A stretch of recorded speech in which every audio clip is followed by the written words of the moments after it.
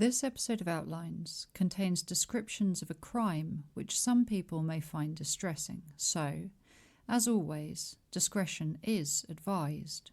Between November 1954 and February 1956, a television show, now reportedly considered to be the earliest example of a police procedural made for British television, was broadcast on the BBC. The show was Fabian of the Yard, and it was based on the memoirs of real-life Scotland Yard detective turned crime writer Robert Honey Fabian. By his retirement in 1949, Robert Fabian had built up something of a name for himself. He apparently gained celebrity when, in 1939, he dismantled an IRA bomb, spotting the device and pulling out the gelignite, cutting it to pieces with a penknife. For this act, he was awarded the King's Medal. According to an article on Fabian, his most notable success was solving a case known as the Antiquis murder. This was ostensibly a robbery gone wrong, in which passing motorcyclist Alec de Antiquis had been shot and killed while attempting to apprehend 3 gunmen as they escaped from robbing a jeweller's.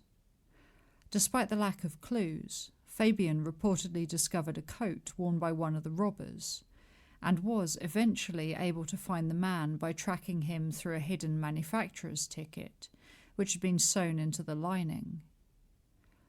It was with a series of high-profile cases under his belt, and a certain amount of fame following in his wake, that 48-year-old Detective Chief Inspector Fabian arrived in the city of St Albans in Hertfordshire on December the 19th, 1948. The local papers were suitably impressed. They talked of his skill, his determination, and how he relentlessly followed up every shred of information that came into his possession. They described his person in glowing terms, saying that he was well-built and broad-shouldered. He has the stamp of a rugby forward and a boxer.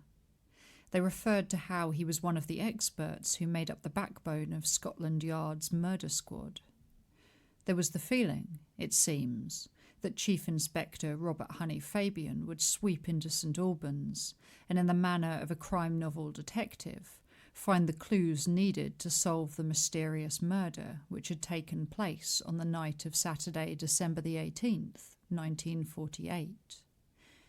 This was the case of a man who had been killed underneath what was sensationally described in the papers as the shadow of the ruins of Sopwell Nunnery.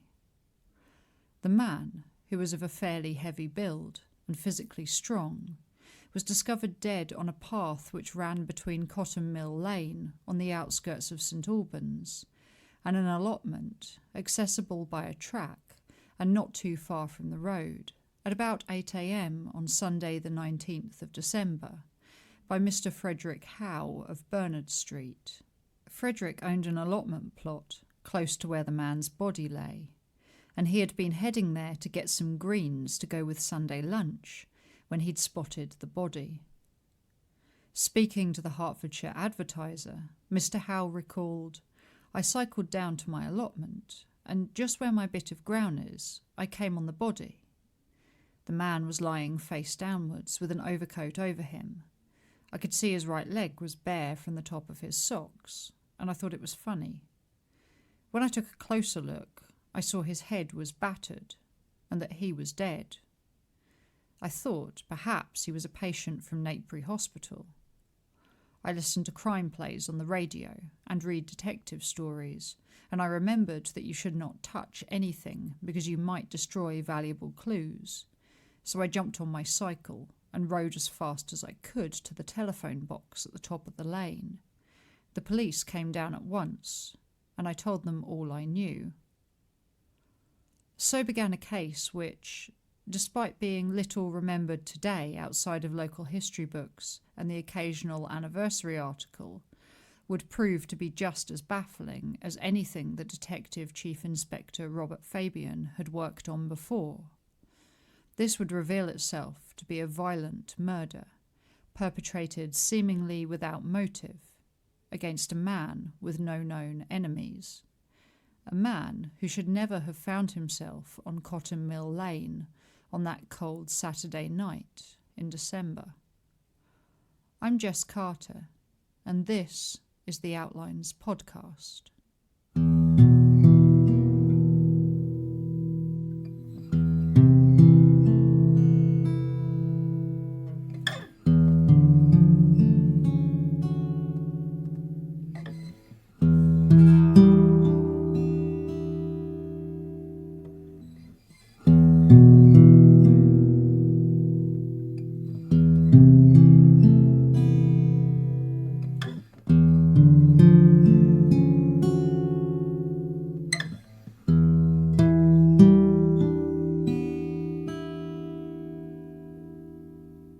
If you'd have attended the cinema in St Albans on Sunday the 19th of December 1948, the picture would have begun with an unusual request. A card would have been displayed, and on it there would have been something like, "Do you know this person?"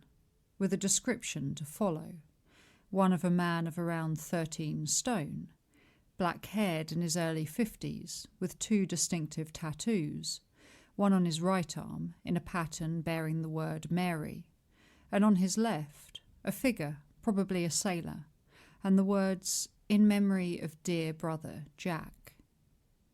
Despite a plethora of evidence at the scene of the crime, the man's identity was proving elusive.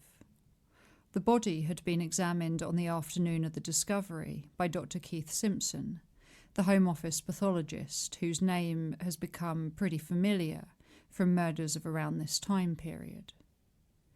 On examination, it was discovered that the man had drunk some beer, but there was nothing to indicate his state of sobriety.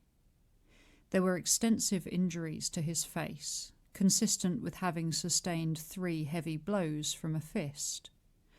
Other injuries appeared to suggest that he had been forced onto his knees, or face down, and that his face, knees, and thighs had been ground into the dust. The line of his collar band had left a deep impression around his neck, a result of it having been pulled tightly back, causing constriction. On the left side of his neck were 8 fingertip-like bruises. Death, Dr. Simpson concluded, was due to asphyxia by constriction of the neck and obstruction by bleeding as the result of facial injuries. Speaking a couple of months after the murder, Dr. Simpson would tell the inquest that, "My view of the injuries collectively is that they could only have been interpreted as the result of a violent beating up of some kind." As Frederick Howe alluded to on discovery of the body, the man had not been fully dressed. He had been wearing only his shirt, tie, waistcoat, underpants and socks. His shoes were later discovered some 140 yards away from his body, and his trousers and jacket were missing. He was, however, covered by a dark blue overcoat. Despite the missing clothing, it did not appear as if he had been robbed.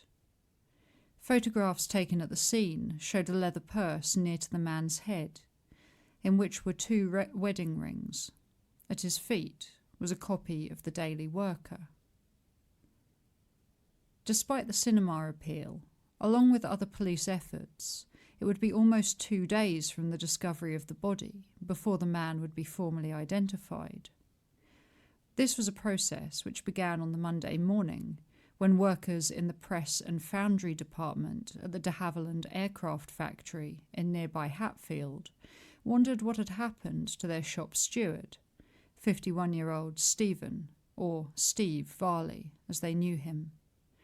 He was reliable, and so, when he failed to turn up to work on Monday, his absence was almost immediately noticed. Reporting to the police, it fell to a man named Thomas Varley, early on the Tuesday morning, to positively identify the body as that of his brother. There was no reason why Steve, his colleagues at de Havilland said, would have been murdered. He was an enthusiastic trade unionist, but was not a man who would get into a political or religious argument. He was a popular shop steward, and by all accounts, an unassuming man with no known enemies. Stephen was born on the 16th of September 1897 and lived in Jarrow in Durham. It was here that on the 12th of November 1923, he and his wife Elizabeth were married. In 1929, Stephen's sister, Mary, presumably the same Mary he immortalised in ink on his right arm, passed away, and in 1930 he and his wife came south to Watford in Hertfordshire. While his formative years had been spent in the Navy, research suggests that in 1943 Stephen began working at Hatfield in the de Havilland factory. In spring of 1948, tragedy struck when his wife of 25 years passed away. Steve was left to raise the couple's daughter, 10-year-old Patricia, at their home on 85 Westfield Avenue in Watford, just the other side of St Albans. In memory of his wife, he apparently always carried her rings, wedding and engagement, in a small leather purse. This was the one found near or underneath his head when his body was discovered.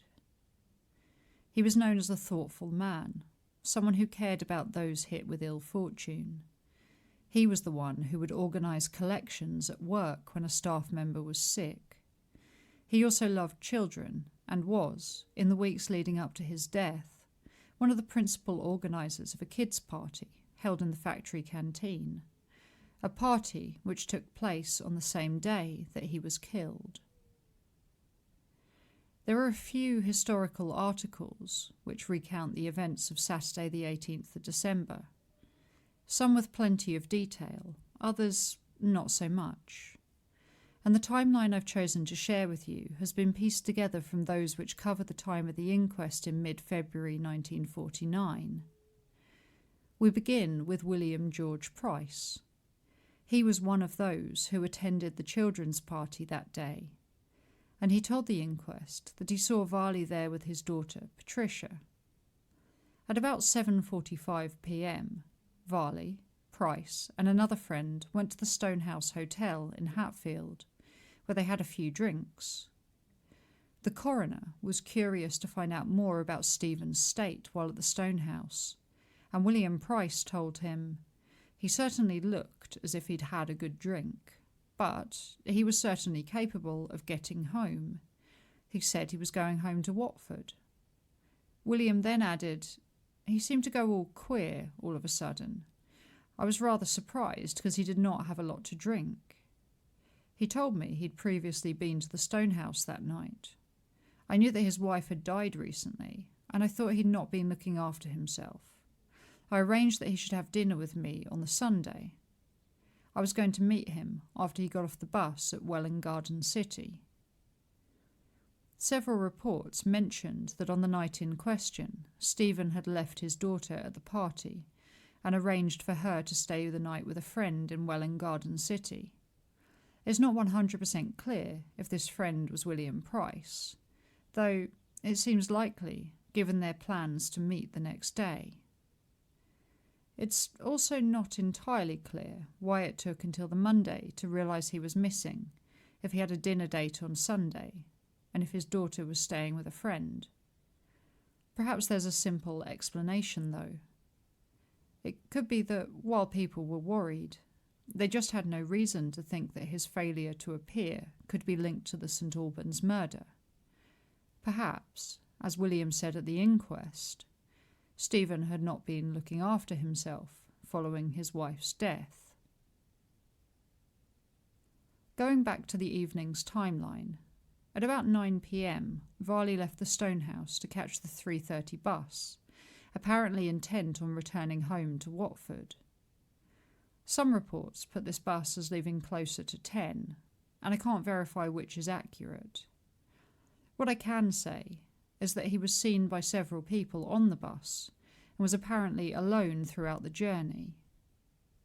I cannot find the specific bus timetable from the 1940s to know whether the 3:30 actually went all the way to Watford, but I did find a forum post which claimed that the route had changed by the mid-1960s. A timetable from then suggests that the bus he was taking would go to Hemel Hempstead, close to Watford, but not all the way there, so it's probable that he would have had to have changed at St Albans or close by. We know for sure that he got off the bus in St Albans, at the Crown Hotel. One article tells us that if he were intending to return to Watford by bus, then he would normally have alighted in St Peter's Street, which isn't that far away from Victoria, where the hotel was situated. This also suggests that the bus wouldn't have gone all the way had he stayed on there.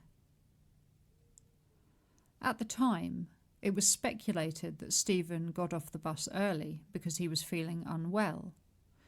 This theory is supported by reports that he was assisted by a woman, variously described as elderly or as older, and being accompanied by 2 girls.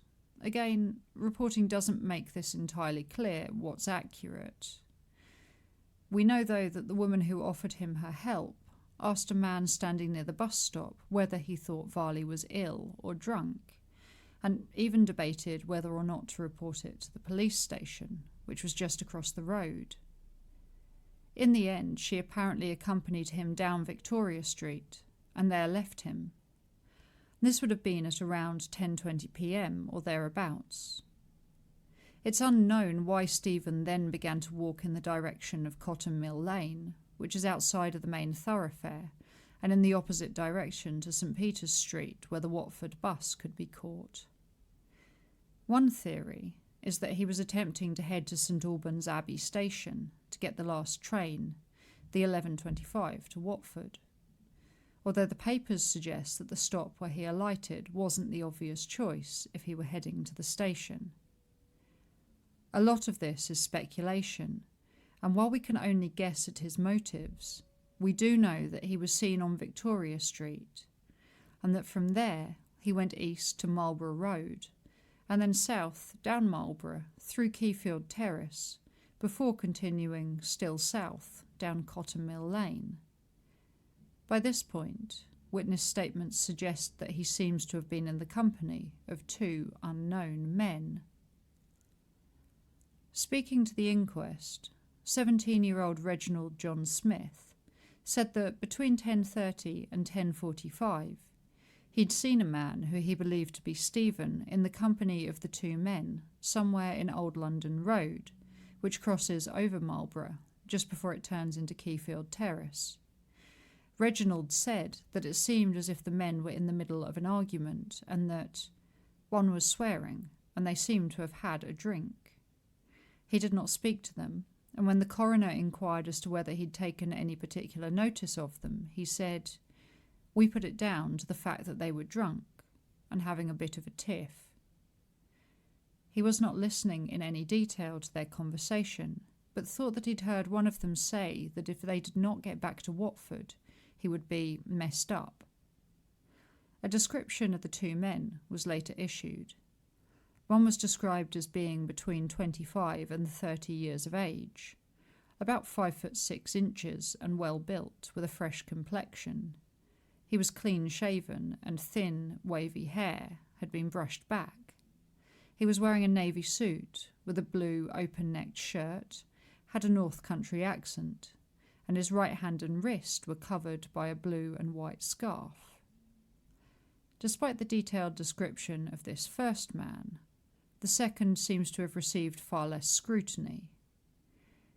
He was about 30, 5'8", clean-shaven, and wearing a dark suit. These same 2 men seem to have been the ones seen several times in Stephen's company around the Cotton Mill area. The last potential sighting of Varley and the 2 men came at around 11 p.m. on Cotton Mill Lane. Arthur Downey, who lived on Cotton Mill Close, said that he had been taking his dog for a walk when he'd seen 2 men physically pick a man up. The man seemed to be under the influence of drink, and when he asked them, they said that they were all right and didn't need any help. There was nothing unusual in the way that they behaved or spoke. and the man in the middle only uttered something about having had a good time. Later, Mr. Downey would see Stephen Varley's body in the mortuary, and while he said that he could not be certain that the man he'd seen fall down was the same one, there was a slight resemblance. This appears to have been a common thread amongst those witnesses who later viewed the body. No one was certain, but all noticed a resemblance. While I've taken this timeline from the inquest, there were other sightings reported in the papers in the weeks following the murders, including a woman who supposedly saw him at the top of Cotton Mill Crescent at 10:30, and a 10:50 sighting of 3 men further down the lane. In the weeks following Stephen's murder, and as the investigation properly got underway, Detective Chief Inspector Fabian, who was spoken of in glowing terms in the local papers, alongside the rest of his team, worked diligently to compile an accurate picture of Steve Varley's last known movements. CID men travelled on the Saturday evening buses between Hatfield and St Albans, asking people if they'd seen anything. Photographs of Stephen were shown to Christmas shoppers around the city and displayed in shop windows. Over the course of the investigation, more than 3,000 people were separately spoken to, and from these, 450 written statements were taken. Briefly, it even appeared as if they might have a breakthrough, when it was reported that a blood-stained bundle of clothing had been handed in to a laundrette in Devizes in the county of Wiltshire.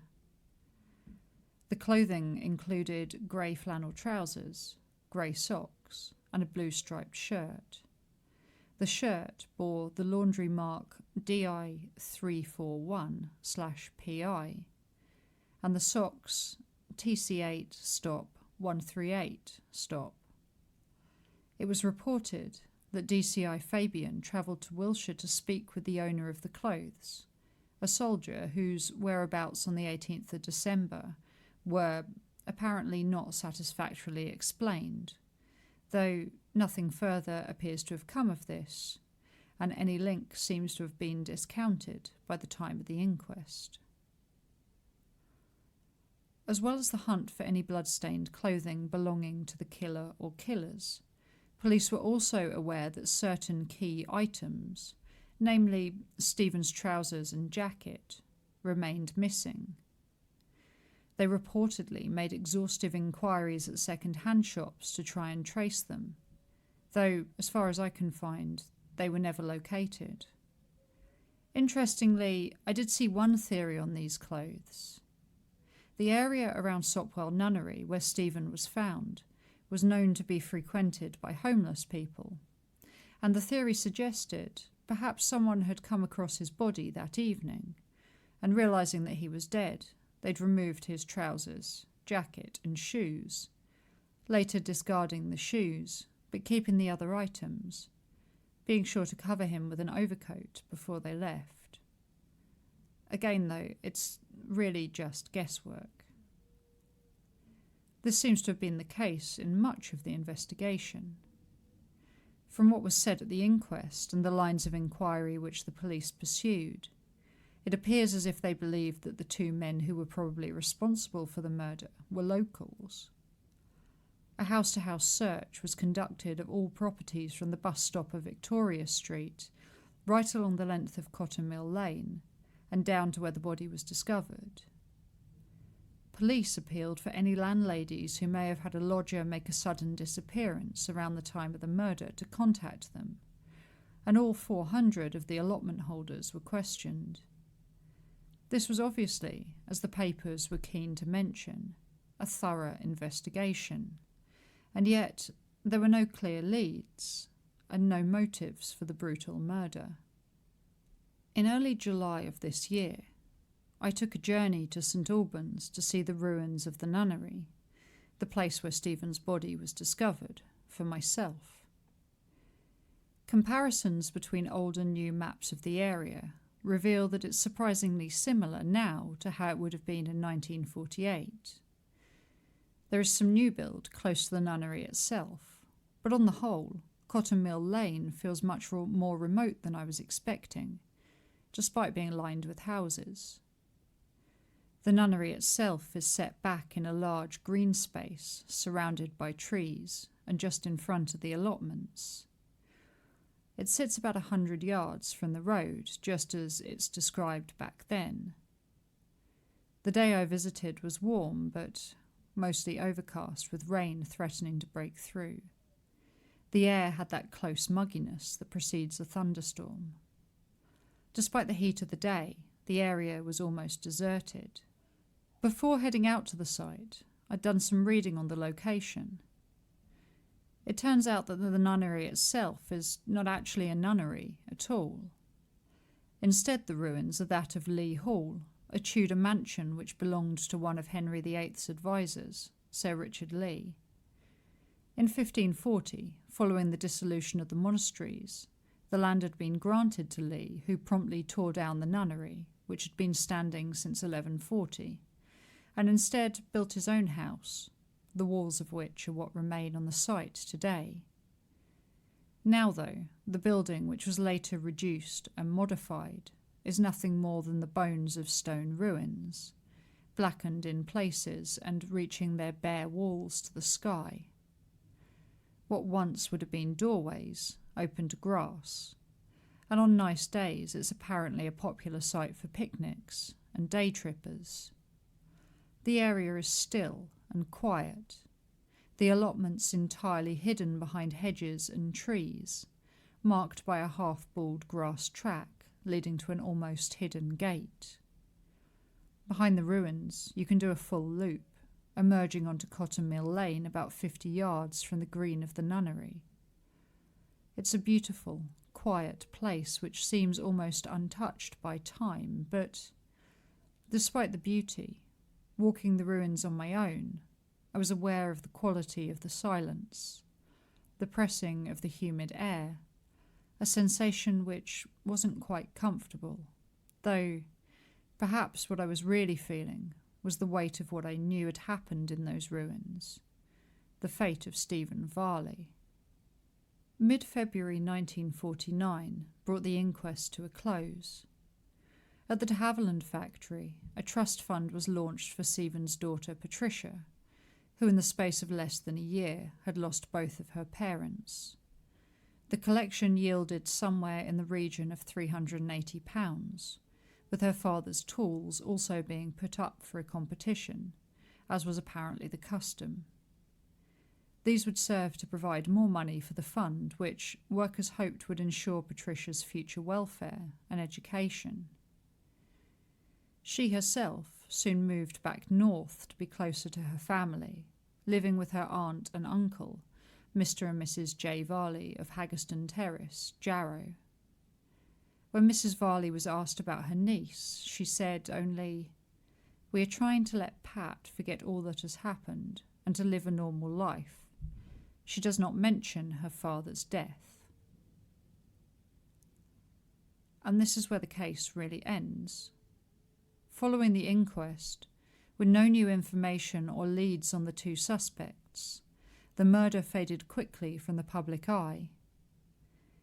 Detective Chief Inspector Fabian retired in 1949 and Stephen Varley's case went cold. Nowadays it's consigned to history. Most of the flesh of what I've told you today came from the Hertfordshire archives, in information stored in small scuffed boxes on long-forgotten microfilm. The day I visited St Albans, I also went to do my research in the archives at Hertford. There they keep boxes of files related to the de Havilland factory. A man named Gary, with a voice which, even at normal volume, sounded like a whisper, was kind enough to sift through their computerized records to find any which might be helpful to me, and I requested a few of those to be brought up from their archive. In the boxes were neat collections of catalogues, leaflets, and magazines, all the factory ephemera which once had meaning but now serve only as a record of a previous era. Nothing there related to Stephen Varley or to any of the other workers. The collections were about the planes, the achievement of de Havilland, And yet all these mementos are there because of the people who worked in the factory, on the shop floor, the majority of which were ordinary people like Stephen, who got up and went to work each day and went home to their families in the evening. People whose stories are, for the most part, long forgotten. Detective Chief Inspector Fabian never mentioned what happened in his memoirs. There were no episodes of Fabian of the Yard dedicated to the crimes he could not crack. There is almost nothing left with which to remember Steve Varley, a man who was, by all accounts, kind and generous, one who was a victim of a terrible, seemingly motiveless attack.